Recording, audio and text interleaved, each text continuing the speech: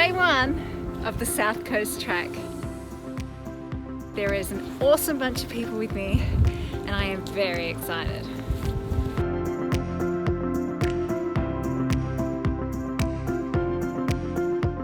Already, the Tassie South Coast Wilderness is totally turning it on for us.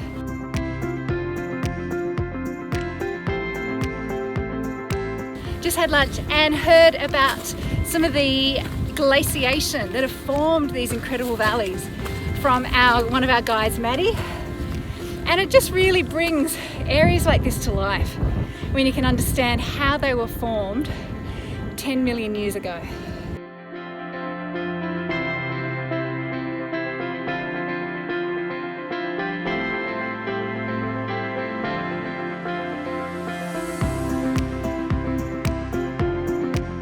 One of the things that the South Coast Track is famous for, apart from mud and rain, which thankfully we don't have at the moment, is the Ironbound range. And you can see it there just over here in the background, and we've just got our first glimpse.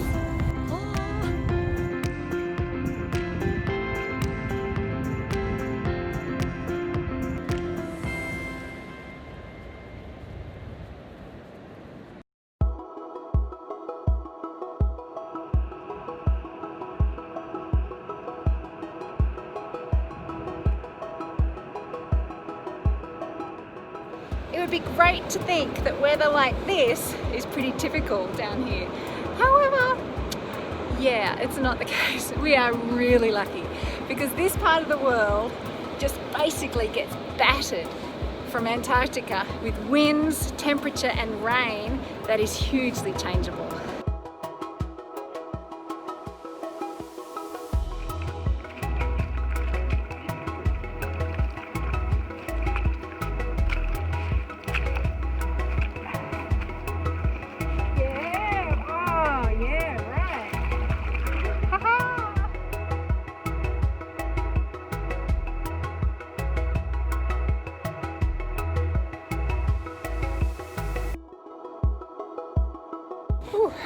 Well, that is the first big hill for the South Coast Track, and it's about a 200-metre ascent from the bottom, and we are smashing it. How was that, Marcus? Perfect. Woohoo! And thankfully we've got amazing weather and great company.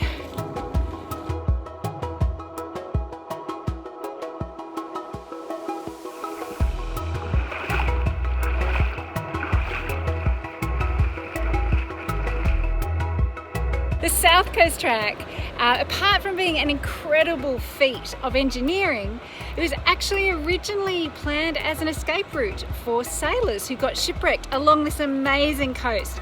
And according to my legendary guide Nom, who's hiding there from TasX World Expeditions, it was first cut in 1905. 1905? Yeah, 1905.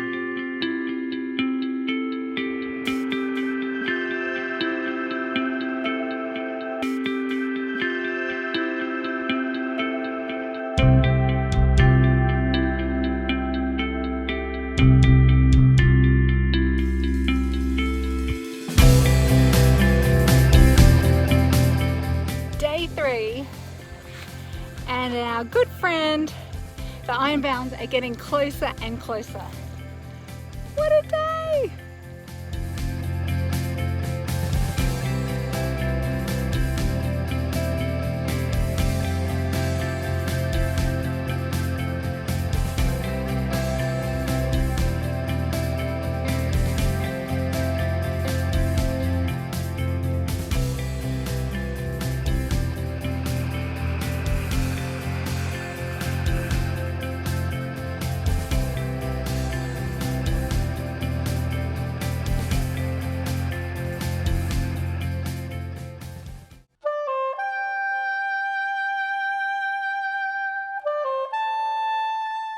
Well, it's not everyone's cup of tea to get up early in the morning and walk before the sun is up, but we have taken the opportunity to do that today, and it's actually completely worth it.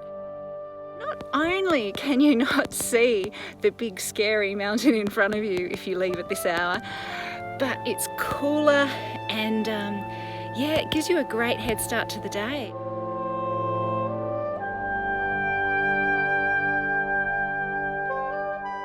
It's like we're in an island of a mountain amongst clouds.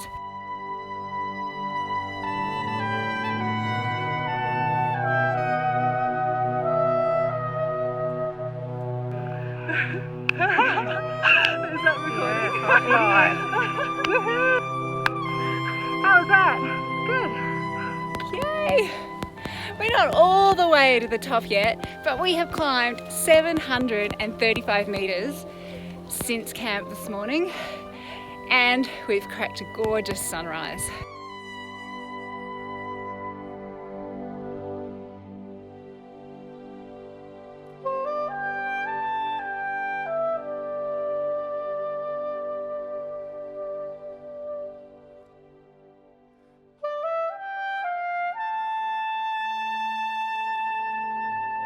After watching the Ironbounds from a distance get closer and closer for the last few days, we have finally made it. We are up the top, which is just an astounding feeling. It took us about 3.5 hours this morning, and it was solid. And we actually didn't stop for breaks. But rumours are afoot. The weather is going to change.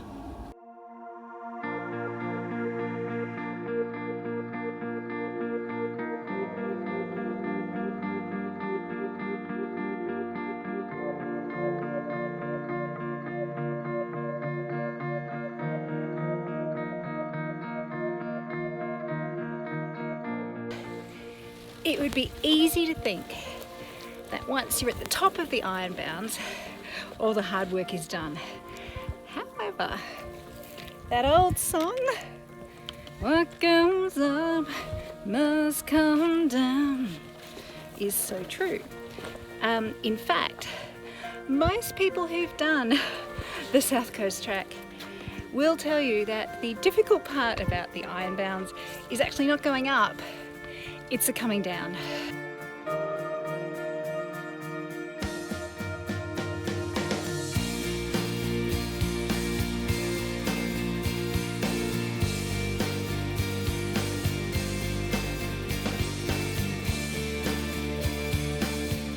Coming down the Ironbounds is a relentless, ongoing, hour after hour, down, down, and all the while pretty much in shin-deep mud. It's easy to see why the South Coast Track is probably the hardest commercial trip that you can take in Australia. And everyone on this trip has put in at least a couple of months of solid training on stairs, on hills, with backpacks up to about 20 kilos to be able to really get the best out of it. And what it means is that you don't spend your whole time in agony, you're actually enjoying, not enduring. Now this type of weather, this is more what the South Coast Track is kind of famous for.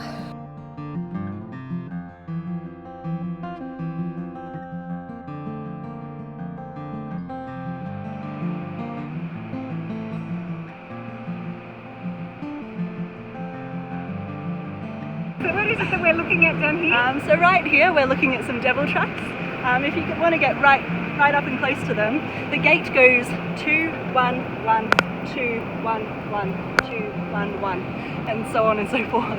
So why do they have such a strange gait, do you know? It's the way in which they canter along. It's very much a stumble, almost a drunken stumble.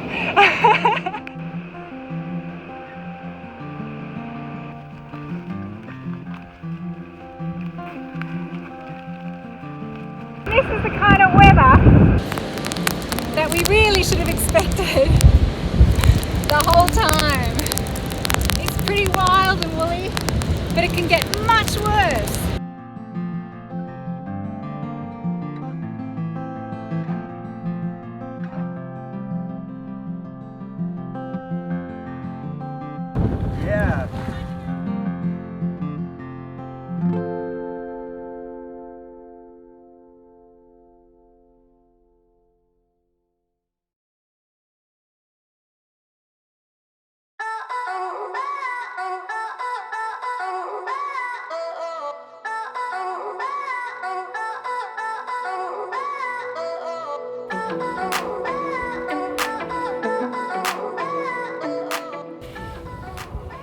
famous PB, Precipitous Bluff. One of those iconic peaks of Tasmania. And all I can say is there be dragons. Arr.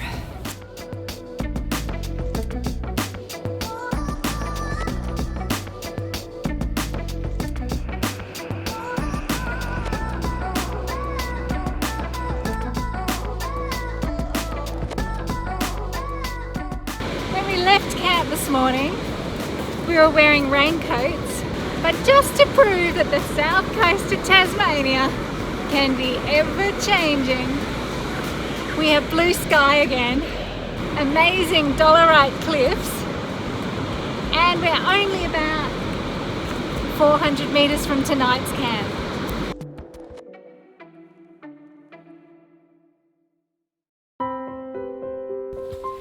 You know you're on the home stretch when the Ironbounds that loomed huge in front of us for so many days at the start are now but a memory and our distant skyline.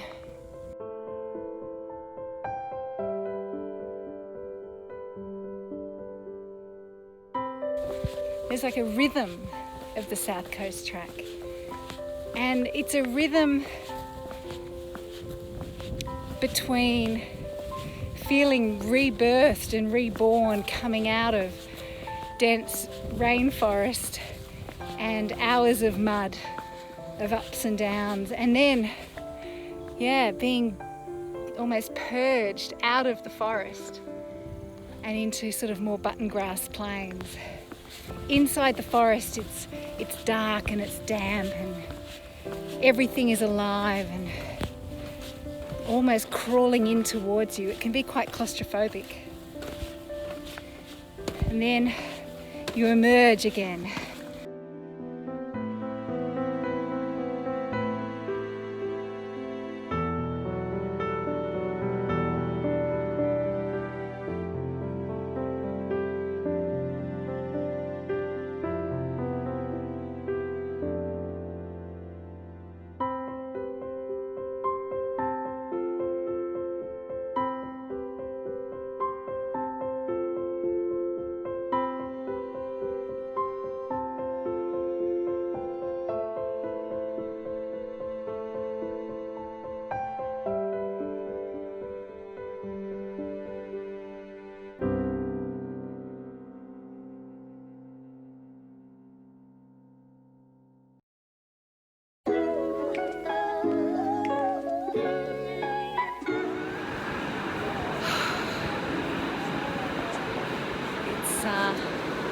Final morning on the South Coast track, and this has been an incredible experience. It's something that I never thought I'd be able to do. 15 years ago I was a very different person, and it's been more wonderful than I could have imagined.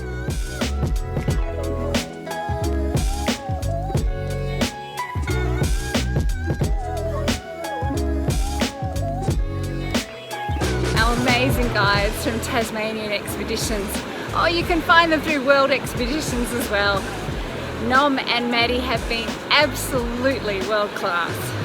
The food, the laughter, the mud, oh the mud, so much mud. The hard work, but the massive rewards have just been fantastic.